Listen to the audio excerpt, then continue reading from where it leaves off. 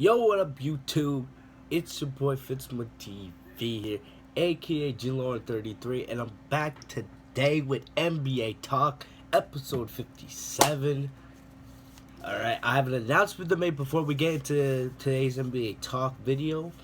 What I wanted to say is that we are going to be starting our NBA season preview soon.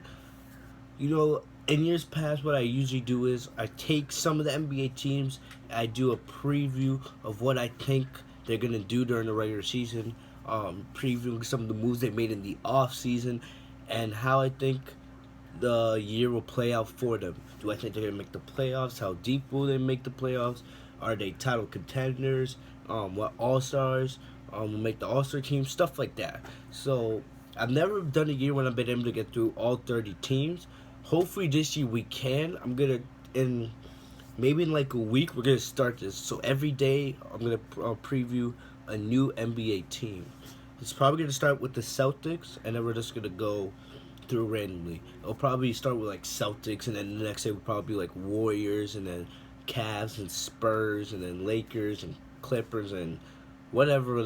But we're gonna try to go through almost every team in the NBA for this year.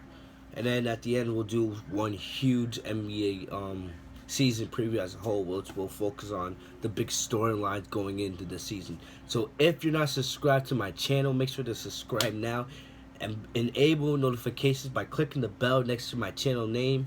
So when I start the NBA Talk season preview, you'll get notifications for every time I preview an NBA team. You're going to want to know what I think about your favorite NBA team and what I think what's in store for them for this upcoming season. But let's get into today's NBA Talk. Today we're going to focus on Kyrie Irving once again. If you guys saw, yesterday I posted an NBA Talk, and it was kind of like a rant and a reaction to the Kyrie Irving to the Celtics trade. As you guys know, once again, the Celtics are my favorite team. And yeah, I got some heat for it. I got some heel heat for it. People texting me on Snapchat and Twitter, calling me retarded, saying what I thought about the trade was stupid, all this other dumb crap. But I wanted to make kind of like a follow-up video on this. I've had 24 hours to digest the trade, and now I think we can go into context about this a little bit more. So let's get straight into this. So as we know, Kyrie Irving, he is now on the Celtics, my favorite NBA team. And I was unhappy because I hated how the Celtics, I'm one that believes strongly in loyalty. And I loved how loyal Isaiah Thomas was to the Celtics. He wanted to be here for the rest of his career. He said it. He said his goal was to be one of the greatest NBA players and one of the greatest Boston Celtics players of all time. And would that have happened? We never know now, because now he's on the Cavs. But now I want to say this. Maybe I said in arrogance yesterday that Isaiah Thomas was better than Kyrie. Honestly, I don't know. Because there were those yesterday that told me they believe Kyrie is better. And then there was those also that told me that Isaiah is better. After thinking about it a little bit more, they both score a lot of points. They both, Kyrie averaged about 26, I believe, last year. 24 to 26. Isaiah averaged 28. Isaiah averaged like 5.6 assists, and Kyrie averaged 5.8. So both of them basically averaged about at least 6 assists a game for last season. Now when you look at it, I believe Isaiah is a better playmaker. Alright, we know Isaiah Thomas, he's not good on defense because he's a liability with his size. But we know Kyrie doesn't play defense. It's been documented that he doesn't play defense. One of the things I was unhappy with. I believe there was those that said this trade is fair, it's each side. I don't know. I'm starting to think that maybe the Cavs may have won this trade, to be honest with you. Alright, sure. We got Kyrie. Alright? Kyrie is 5 years younger than IT. Kyrie's just about to enter his prime. He's 25, I believe. He's entering into his prime. Well, Isaiah Thomas is about to turn 30, alright? So Isaiah Thomas is nearing the end of his prime, kind of, and as Kyrie's entering his prime.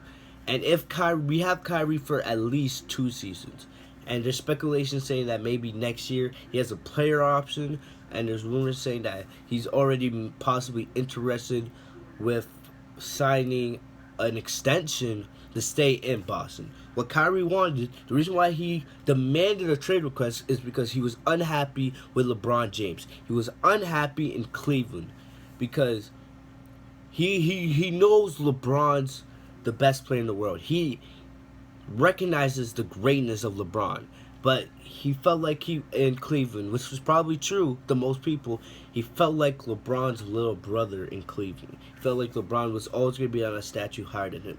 What Kyrie wants is he wants to be the face of the franchise. Because remember, when LeBron was re-signing with Cleveland back in 2014, when LeBron was returning to Cleveland, Kyrie didn't know. Kyrie had signed an extension before LeBron had signed. So, because Kyrie has been saying, look, there's times where he wants to be really arrogant and really cocky with the ball, but he chose not to. And Kyrie said he wants to be the number one guy. And with the Celtics, he probably will be the number one guy, unless there's some kind of battle with him and Gordon Hayward over that. But back to the whole Celtics side to the things. There's two. Real quick, I'm going to go through what I believe what possibly made the Cavs better or what possibly made the Celtics. With the Celtics, you get Kyrie. With the Cavs, they got Isaiah. And I don't see Isaiah re-signing with Cleveland. I feel like this is going to be a one and done for Isaiah unless somehow Cleveland won the championship, and that maybe would be able to convince LeBron and Isaiah to stay. Because the logic I'm seeing, if Isaiah thinks that LeBron's going to leave, and plus Isaiah loves Boston, I see Isaiah possibly going to a team out west, maybe to some kind of contender out west. Who knows? I don't really have any teams on the top of my head. Maybe San Antonio next year, possibly. Maybe Isaiah will team up with Kawhi.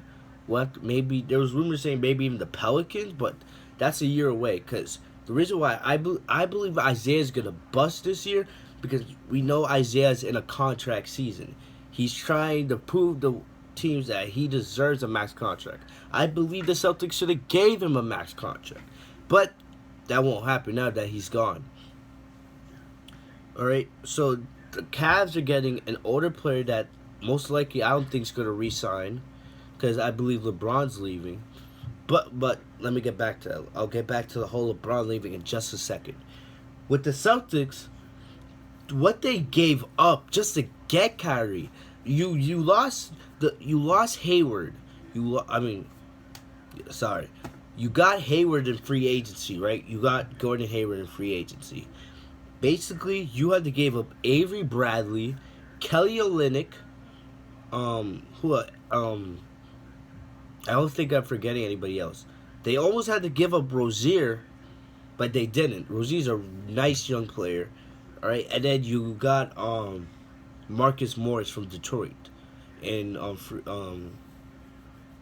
the trade for Avery Bradley, but there's speculation that Morris is a soft player, all right. And I was listening to Boston Sports Radio on my way to work today, and basically Brian Scalabrine, the former Celtics player, who I trust when it comes to basketball because he's played the game and he understands the game. And I believe he's a great analyst when it comes to Celtics basketball. He said he believed the Celtics got weaker defensively because they did. They lost Olynyk. They lost a all-star defensive guard in Avery Bradley.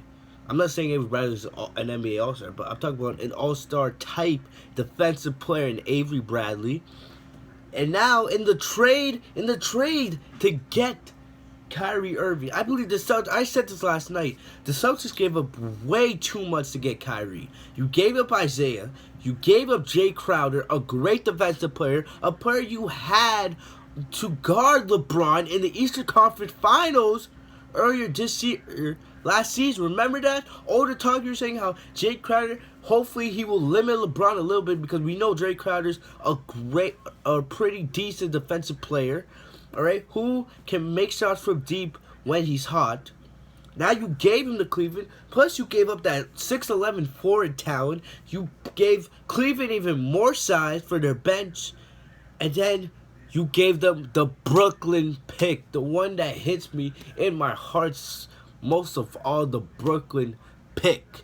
So now the Celtics, all right, the Celtics, if everything works out, yes, you got Gordon Hayward, you got Kyrie, and you got Morris. All right, but you lost Bradley, Isaiah Thomas, Jay Crowder, the foreign guy, Kelly Olynyk. All these players just for those two? Like, let's be serious here. Let's be logical. And then, basically, I believe the Celtics took a step back on defensively. Sure, your offense got reloaded. You're gonna be able to score a lot more efficiently. But then your defense, how you gonna stop LeBron when he comes here for the Eastern Conference Finals next year, huh? Did anybody think about that? Is Jaylen Brown, who played about 17 minutes per game last season, 17, remember that, as a rookie, is he going to be ready to start and play 30 to 35 minutes a game and start averaging bigger numbers? I saw him busting in summer league, but will he do this against better NBA players? Same thing with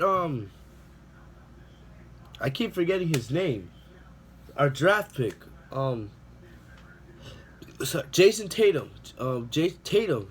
How much is he gonna play now? He's going to have to play more because you are relying now on these young guys. From Rozier, to Tatum, to Brown, you got to rely on these young guys to bring in the effort on the defensive end. And then when Kyrie and Hayward go on the bench to rest during games, you need to rely on them even more now to get points. Because now you've given up most of your role players. You've given up Crowder. You gave up Bradley. You gave up Olynyk. So now you're putting more pressure on these young guys to come in. And are these young guys going to be ready for a deep playoff run all the way to the Eastern Conference Finals to challenge Cleveland? And if by some miracle we get by Cleveland, just to get swept by Golden State in the finals for the next couple seasons? Like, honestly, are we ready for that? I don't know. So that's why I heard some people believe with the Celtics probably taking a little bit of a step back on defense, and it's going to be on Brad Stevens as the chemistry gels to fix that. What was I gonna say? That as you rely on Brad Stevens to fix that, there's some people believing now that if the chemistry's not there, and if the problems we have on defense are actually really there, that we are gonna struggle with teams like Toronto and Washington, when just the whole point of this trade was to make those teams not even to challenge us, to challenge Cleveland for the top of the East crown. And then this leads into the LeBron point I was talking about that I wanted to say for now. What if the reason why Cleveland was trying to get either Jason Tatum from us or the Brooklyn pick was to certify, to make sure, because Cleveland believes that LeBron is not staying. But there are so many rumors, I don't know which team is better, Boston or Cleveland. Maybe Cleveland's just a slight bit better than us now, alright? But if LeBron stays, what if, I haven't heard that enough, what if this makes LeBron stays, huh? How you going to feel now, Danny Ainge? Because there's rumors that D-Wade's contract is going to get brought out by the Chicago Bulls, and D-Wade may be coming to Cleveland to play with LeBron.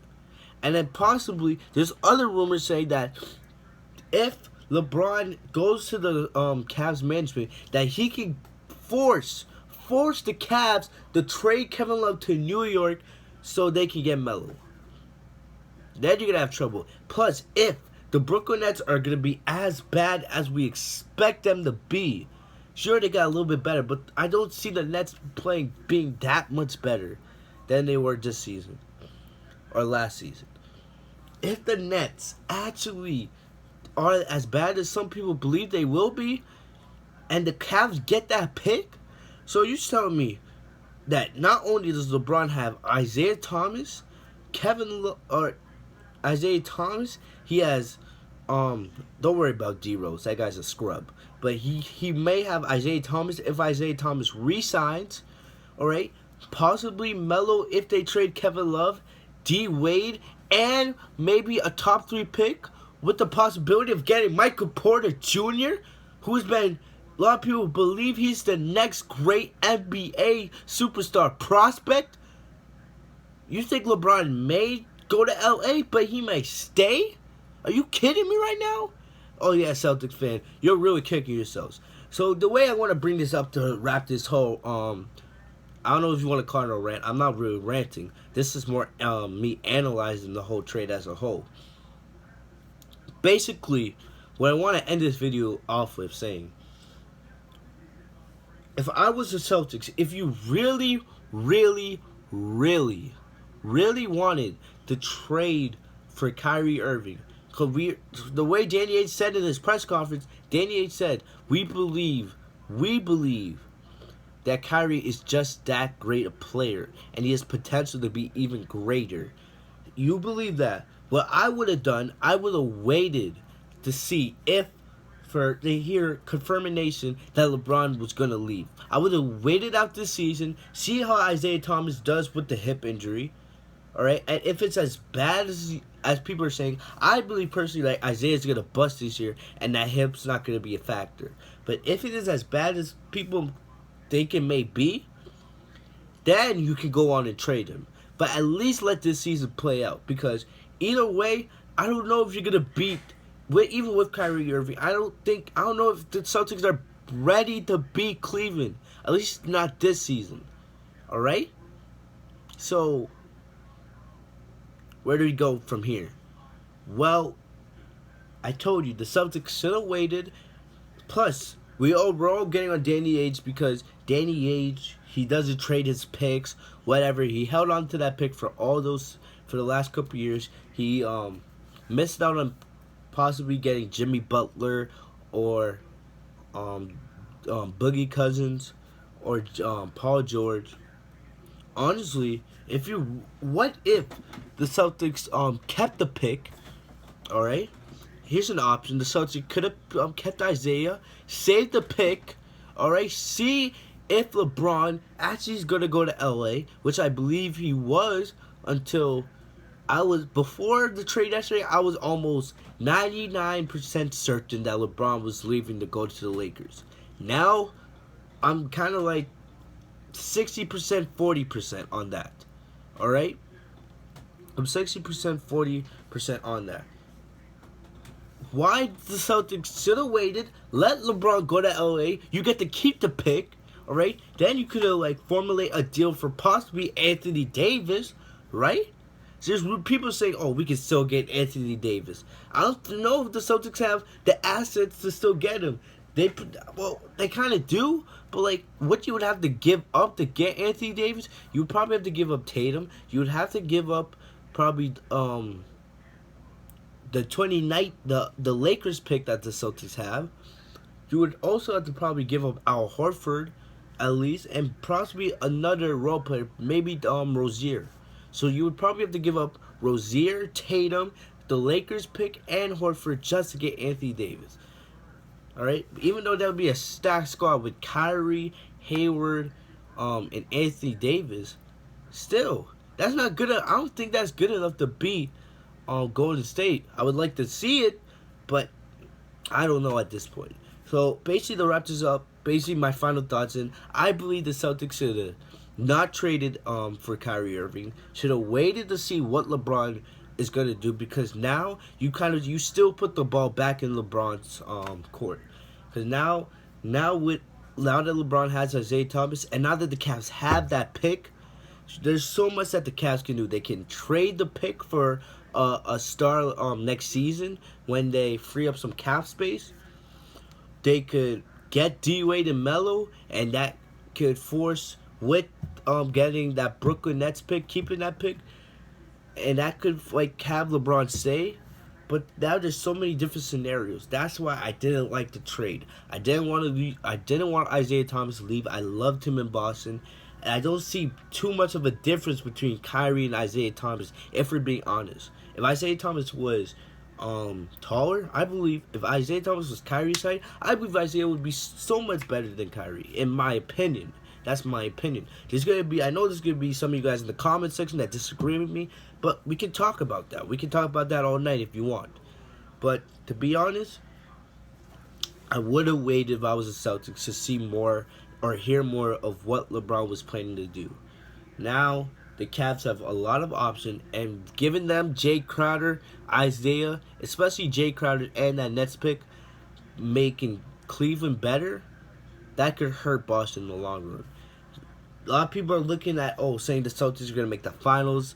They're gonna win the Eastern Conference Championship. Yeah, that's gonna all happen if LeBron leaves.